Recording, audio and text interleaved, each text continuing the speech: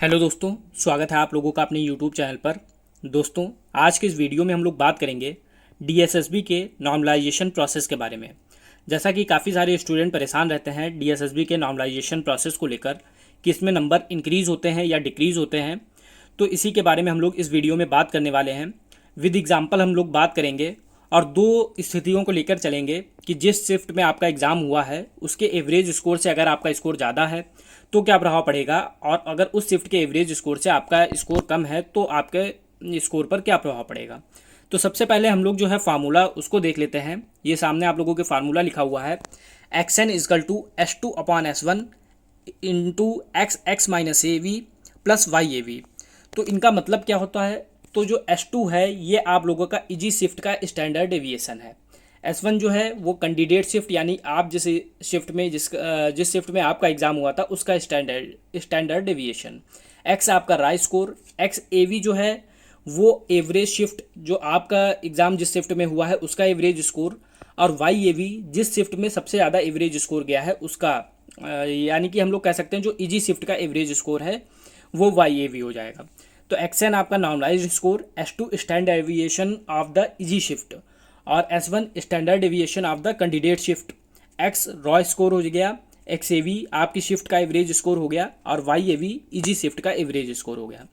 तो ये फार्मूला से संबंधित कुछ बातें हो गई थी। अब हम लोग इसमें जो एस फाइंड आउट करना है हम लोगों को, स्टैंडर्ड डेविएशन, तो इसके लिए इस फार्मूले का यूज़ किया जाता है। और इसको आप लोग मतलब एग्जैक्ट फाइंड आउट नहीं कर सकते, एक अनुमान लगा के एक मतलब एग्जांपल के तहत हम लोग यहाँ पर बात करेंगे, क्योंकि ये सिर्फ और सिर्फ डीएसएसबी के जो हेडक्वार्टर में जहाँ पे आप लोगों के जितने भी एग्ज़ाम हुए हैं उन सबके जब मार्क्स आएंगे तो उससे S2 और S1 फाइंड आउट होगा। बाकी सारी चीज़ें वहीं से फाइंड आउट होंगी। यहाँ पर हम लोग एक एग्जाम्पल के तौर पर सारी चीज़ों के बारे में डिस्कस करने वाले हैं। तो नॉर्मलाइजेशन पॉइंट के बारे में क्या है, accuracy has no impact in normalisation.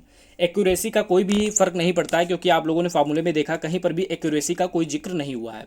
लेकिन हाँ, एक्यूरेसी से रॉ स्कोर पर आप लोगों के फ़र्क पड़ता है। अगर आप लोगों की एक्यूरेसी ख़राब होगी तो रॉ स्कोर आपका डिक्रीज़ हो जाएगा, और जब रॉ स्कोर ही कम होगा तो फिर आपका जो नॉर्मलाइजेशन में नंबर हैं वो भी कम बढ़ेंगे। फिलहाल डायरेक्टली जो है एक्यूरेसी का कोई भी इम्पैक्ट नहीं होता है। और जो डीएसएसबी का नॉर्मलाइजेशन होता है वो पार्ट वाइज होता है। आप लोग जानते हैं आप लोगों का एग्ज़ाम दो पार्ट में होता है, ए और बी, दोनों का तो 100 नंबर का होता है।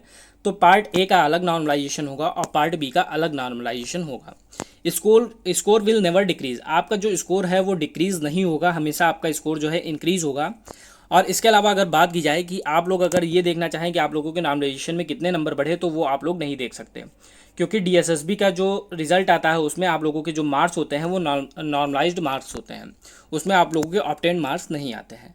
तो ये आप लोगों की नॉर्मलाइजेशन से संबंधित कुछ बातें हो गई।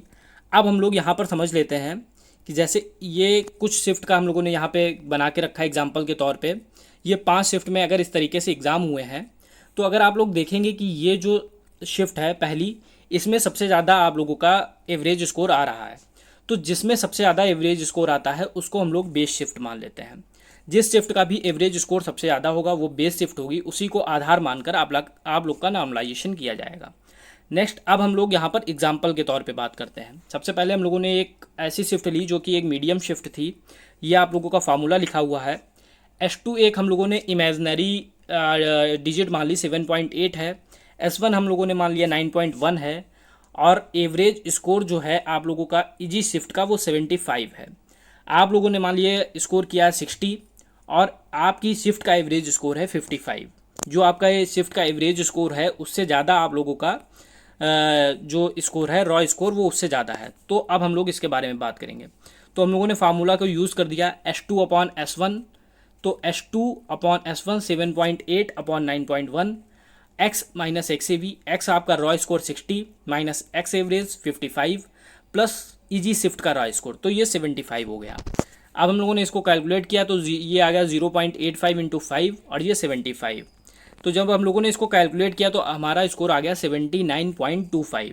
आप लोगों ने देखा कि आपका रॉ स्कोर था 60 और नॉर्मलाइजेशन के बाद आप लोगों का स्कोर हो गया 79.25। तो आप लोगों का जो स्कोर है वो आप लोगों का स्कोर इंक्रीज़ हुआ है, डिक्रीज़ नहीं हुआ है।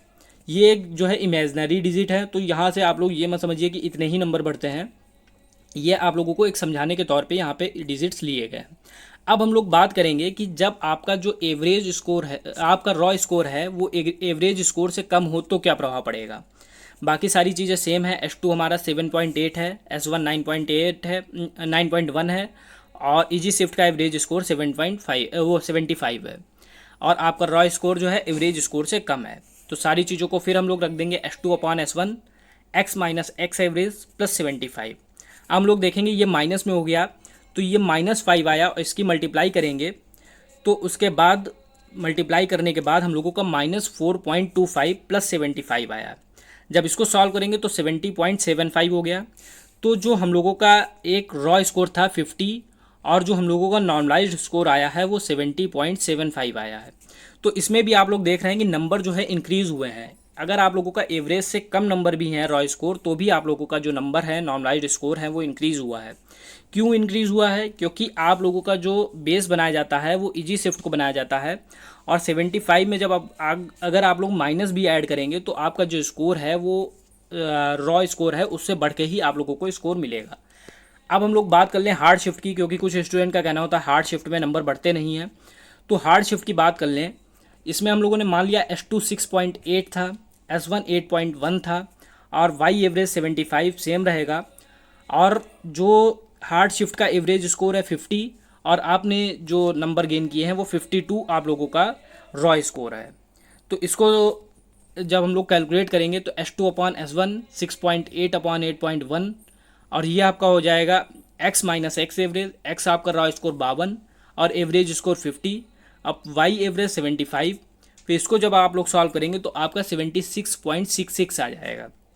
यानी आप लोग देख रहे हैं कि आपका जो रॉ स्कोर था 52, और नंबर बढ़ने के बाद आप लोगों के हो गए 66.66। तो यानी कि हार्ड शिफ्ट में भी आप लोगों के जो नंबर हैं वो इंक्रीज़ हुए हैं। इसी तरीके से हम लोग देख लेते हैं, अगर हार्ड शिफ्ट में आप लोगों के जो रॉ स्कोर है वो एवरेज स्कोर से कम हो, जैसे यहाँ पे 47 हम लोगों ने लिया है और एवरेज स्कोर 50 लिया है, तो क्या प्रभाव पड़ेगा। तो सेम चीज़ वही S2 अपॉन S1, और इसमें हम लोगों ने लिख दिया x minus x average plus y average. इसको सॉल्व किया तो ये हम लोगों का -2.55 आ गया, और वाई एवरेज 75 था। तो फिर वही चीज़ आ गई 75 में अगर हम लोग कुछ माइनस करेंगे तो 72.45 आया, तो भी हम लोगों का प्लस में आया। यानी 47 हम लोगों का रॉ स्कोर था, और नॉर्मलाइज्ड के बाद हम लोगों का स्कोर बढ़ के हो गया 72.45। यानी अगर आप लोग जो है अपनी शिफ्ट के एवरेज स्कोर से कम स्कोर भी करते हैं तो भी आप लोगों के नंबर जो है इंक्रीज़ होते हैं। वो अलग बात है कि 2 नंबर इंक्रीज़ होता है, 1 नंबर इंक्रीज़ होता है, या 10 नंबर इंक्रीज़ होते हैं, वो आप लोगों के जो इस फार्मूले पे हैं, जो डिजिट्स हैं, उन पर निर्भर करेगा। फिलहाल ये नहीं कह सकते कि आप लोगों के जो नंबर हैं वो डिक्रीज़ होते हैं। अब इजी शिफ्ट की बात की जाए तो इजी शिफ्ट में अगर आप लोगों का हम लोगों ने मान लिया कि S2 6.8 है, तो जितना S2 होगा उतना ही S1 होगा, क्योंकि हम लोग जो है S2 जो है इजी शिफ्ट का लेते हैं, और S1 जो है कैंडिडेट शिफ्ट का लेते हैं। अगर कैंडिडेट शिफ्ट जो है वो इजी शिफ्ट भी है तो S2 और S1 बराबर हो जाएगा। वाई एवरेज हम लोगों का 75 है, तो एक्स एवरेज भी 75 हो जाएगा क्योंकि उसी शिफ्ट का है, और एक्स हम लोगों ने मान लिया एक नॉर्मलाइज्ड वो रॉ स्कोर जो है 78 है। तो इसको रखने पे हम लोगों ने सॉल्व किया तो हम लोगों का 78 आ गया। यानी कि आप लोगों के जो नंबर हैं उस पर बहुत ज़्यादा कोई प्रभाव नहीं पड़ा है। इजी शिफ्ट में जिनका भी एग्ज़ाम होगा तो उनके मार्क्स पर बहुत ज़्यादा अंतर नहीं पड़ेगा, बहुत ज़्यादा 1-2 नंबर का अंतर पड़ेगा। अगर मीडियम शिफ्ट हार्ड शिफ्ट में 6-7 नंबर का अंतर हो रहा है तो इजी शिफ्ट में सिर्फ आप लोगों का 1-2 नंबर का अंतर होगा, अदरवाइज़ कोई डिफरेंस भी नहीं हो सकता है, उतने ही नंबर भी आप लोगों को मिल सकते हैं। तो ये हम लोगों ने तीनों सिचुएशंस में बात की, मीडियम शिफ्ट और इसके अलावा हार्ड शिफ्ट और इजी शिफ्ट। किसी भी शिफ्ट में आपने ये नहीं देखा कि आप लोगों के नंबर डिक्रीज़ हो रहे हों, आप लोगों के नंबर इंक्रीज़ होंगे, और हो सकता है आप लोगों के नंबर उसके बराबर ही रहें या फिर 1-2 नंबर इंक्रीज़ हों। वो आप लोगों के जो भी एवरेज स्कोर है, जो भी S2 और S1 है, उस पर डिपेंड करेगा। तो ये पूरा नॉर्मलाइजेशन का प्रोसेस है, इसमें एक्यूरेसी का कोई भी प्रभाव नहीं पड़ता है। सेक्शनल आप लोगों की अलग अलग नॉर्मलाइजेशन होता है। आप लोग का जब रिजल्ट आएगा तो पार्ट ए का अलग स्कोर लिखा होगा, पार्ट बी का अलग स्कोर लिखा होगा, और दोनों ही नॉर्मलाइज्ड स्कोर लिखे होंगे। और स्कोर जो है आप लोगों का कभी भी डिक्रीज़ नहीं होता है, रॉ स्कोर से ज़्यादा ही आप लोगों का स्कोर आएगा। ये आपका जो है स्टैंडर्ड डेविएशन निकालने का फार्मूला है, और ये आपका नॉर्मलाइजेशन का फार्मूला है। तो फ्रेंड्स, आज की वीडियो में सिर्फ इतना ही। मिलते हैं नेक्स्ट वीडियो में। Thank you.